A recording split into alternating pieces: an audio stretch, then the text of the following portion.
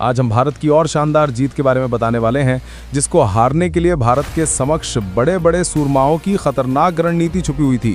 दोस्तों, एक शब्द के बारे में आज हम चर्चा करेंगे जो है पंचिंग अबव वेट। ये ब्रिटिश वर्ड है, उसका सीधा मतलब यही होता है कि उम्मीद से ज्यादा परफॉर्म कर देना। आज कुछ ऐसा ही हाल भारत के साथ हो चुका है। आखिरकार क्या है पूरा मामला और क्यों आज ये पूरी दुनिया में चर्चा का विषय बना हुआ है, तो जानेंगे पूरी जानकारी विस्तार से, इसलिए वीडियो को अंत तक जरूर देखिएगा। जी हाँ, एशिया का सुपर पावर बन चुका है भारत। ये बात मैं नहीं, एशिया पावर रैंकिंग कह रही है। जी हाँ, 2025 के लिए एशिया पावर रैंकिंग आ चुकी है, जिसमें यह बताया गया है कि एशिया में कौन देश कितना ताकतवर है।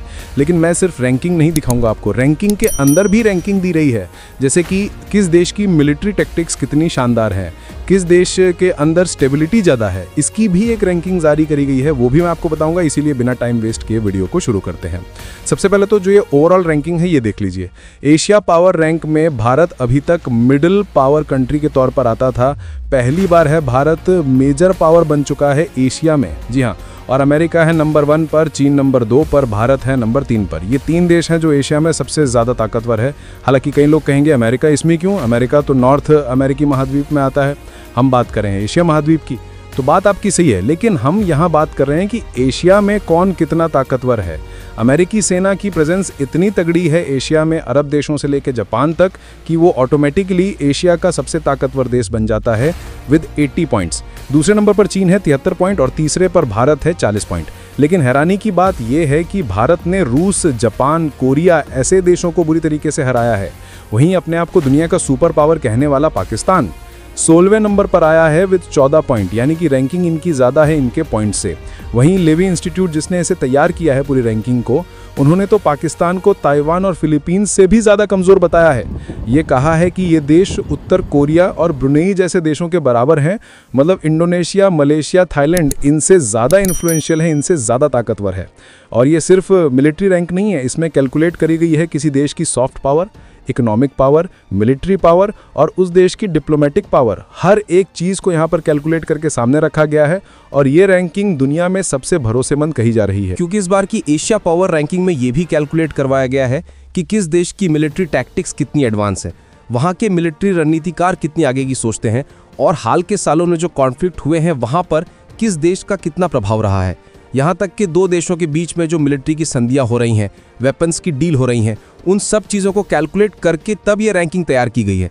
टोटल 8 पैरामीटर्स, 8 पिलर पर खड़ी है ये रैंकिंग, इसीलिए ये सबसे ज़्यादा एक्यूरेट है और इसमें पाकिस्तान की सही औकात भी आपको पता लग पा रही है। और इसका सबूत भी मैं आपको अभी दूंगा। मैंने वीडियो की शुरुआत में बताया था ना कि एक रैंकिंग ओवरऑल है कि कौन कितना ताकतवर है, उसके बाद छोटी छोटी रैंकिंग्स हैं, जैसे कि कौन देश हथियारों के मामले में कितना ताकतवर है, किस देश की कैपेबिलिटी डिफेंस और टैक्टिक्स के मामले में आगे है। वो सारी चीज़ें मैं आपको अब बताऊंगा। सबसे पहले शुरुआत करते हैं हथियारों की रैंकिंग से, कि किस देश के पास कितने नए, कितने एडवांस वेपन सिस्टम है और उस देश का मिलिट्री प्लेटफॉर्म कितना एडवांस है। इस मामले में भी अमेरिका नंबर 1 पर है विद 94 पॉइंट्स।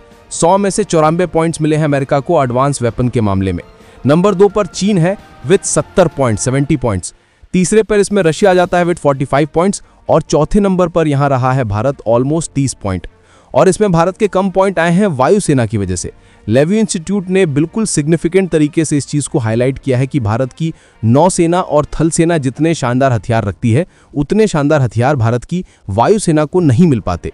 इसी वजह से इसमें भारत ध्रुव से पीछे रह जाता है। पाकिस्तान इसमें भी टॉप 10 से बाहर है, मुश्किल से 14 पॉइंट वो स्कोर कर पाया है, भारत के आधे से भी कम। खैर, अब आगे बढ़ते हैं सिग्नेचर कैपेबिलिटीज़ पर। इसे देख के कई लोग कंफ्यूज हो रहे हैं कि ये सिग्नेचर कैपेबिलिटी है क्या। दरअसल ये सिग्नेचर कैपेबिलिटी का मतलब होता है कि एक देश की वो खास ताकत जो युद्ध में उसे जीत दिलाने में सबसे बड़ा योगदान दे। यानी कि एक देश जिसके पास सबसे ज़्यादा ट्रम्प कार्ड है जो उसे युद्ध में दूसरे दुश्मन से अलग करती हो। मैं एग्जाम्पल देता हूँ, आप आसानी से समझेंगे। जैसे कि अमेरिका की सिग्नेचर कैपेबिलिटी क्या है? Stealth bombers, drones, nuclear aircraft carriers, जो कि उसके दुश्मनों के पास नहीं है और उसे एक डिस्टिंक्ट एडवांटेज देते हैं युद्ध में। चीन का क्या है? चीन के पास है साइबर वॉरफेयर, इसके अलावा एंटी सैटेलाइट वेपन और लार्ज स्केल की उसकी न्यूअल बिल्डअप। यानी कि आज की तारीख में चीन के पास संख्या बल में सबसे बड़ी नौसेना है, अमेरिका से भी ज्यादा। भली क्वालिटी ना हो लेकिन संख्या बल उसके पक्ष में है, जो उसे एक एडवांटेज देता है। नंबर 3 पर इसमें रखा गया है रूस को। उसके 68 पॉइंट है, बहुत अच्छे पॉइंट हैं, ऑलमोस्ट चीन जितने ही। लेकिन उसके ट्रम्प कार्ड क्या है जो उसे डिस्टिंक्ट सिग्नेचर एडवांटेज देते हैं? तो नंबर 1 पर है उसका न्यूक्लियर आर्सेनल। बहुत सारी न्यूक्लियर ऐसी मिसाइलें हैं जो लॉन्ग रेंज तक मार कर सकती हैं। नंबर 2 पर है उसकी हाइपरसोनिक कैपेबिलिटीज जो अनमैच हैं इस समय पूरी दुनिया में। इसके अलावा साइबर वॉरफेयर में भी रूस बहुत आगे है, इसी वजह से उसे चीन के ऑलमोस्ट बराबर रखा गया है। नंबर 4 पर है भारत। भारत को भी लगभग 36 पॉइंट मिले हैं, पिछले साल से 4 पॉइंट ज़्यादा, और इसमें मेन कारण दिया गया है भारत का इंडिजीनियस न्यूक्लियर सबमरीन का बेड़ा जो भारत खुद बना रहा है और बना चुका भी है। इसके अलावा इसमें मेन जो चीज़ दी गई है वो ये कि भारत को अलग बनाती हैं उसकी मिसाइल है। भारत के पास लॉन्ग रेंज की ऐसी न्यूक्लियर मिसाइल हैं जो कि रूस के न्यूक्लियर बेड़े का मुकाबला करती हैं, जो भारत को डिस्टिंक्ट एडवांटेज देती हैं। वहीं पाकिस्तान को यहाँ भी टॉप 10 से बाहर रखा गया है 11वें नंबर पर, और पॉइंट 23 हैं उसके ताइवान और उत्तर कोरिया से भी ज़्यादा कम, जो कि उसके लिए शर्मनाक है। लेकिन अब आ जाती है सबसे important ranking, Asian military posture की रैंकिंग, और मेरे हिसाब से इसी रैंकिंग ने भारत को तीसरा सबसे ताकतवर देश बनाया है एशिया में भारत को, और मिडिल कंट्री पावर से उठाकर मेजर पावर की रैंकिंग में लाकर खड़ा कर दिया है। लेकिन ये है क्या एशियन मिलिट्री पोस्चर? तो आसान भाषा में बताऊं तो एक देश की ऐसी कैपेबिलिटी जिसकी वजह से वो बहुत तेजी से सेना तैनात करके युद्ध कर सके और लंबे समय तक इंटेंस फाइटिंग कर सके एशिया में, उन देशों की ये रैंकिंग है। और इसमें आप चीन को पाओगे नंबर 1 पर, 100 में से 100 पॉइंट दिए गए हैं। नंबर 2 पर भारत है, 100 में से 93 पॉइंट दिए गए हैं।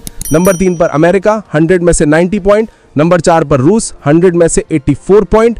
पाकिस्तान को इसमें रखा गया है टॉप 10 से फिर बाहर, 11वें नंबर पर 100 में से 48 पॉइंट। इसका मतलब ये हुआ कि पूरे एशिया में भारत और चीन दो ऐसे देश हैं जो अगर युद्ध हो पूरे एशिया में कहीं भी तो सबसे तेज सेना तैनात कर सकते हैं और सबसे लंबे समय तक युद्ध लड़ सकते हैं। इवन अमेरिका से भी ज्यादा लंबे समय तक युद्ध लड़ने की क्षमता है भारत और चीन की, और यही वो कैपेबिलिटी है जिसने भारत को एक मेजर पावर कंट्री बना दिया है।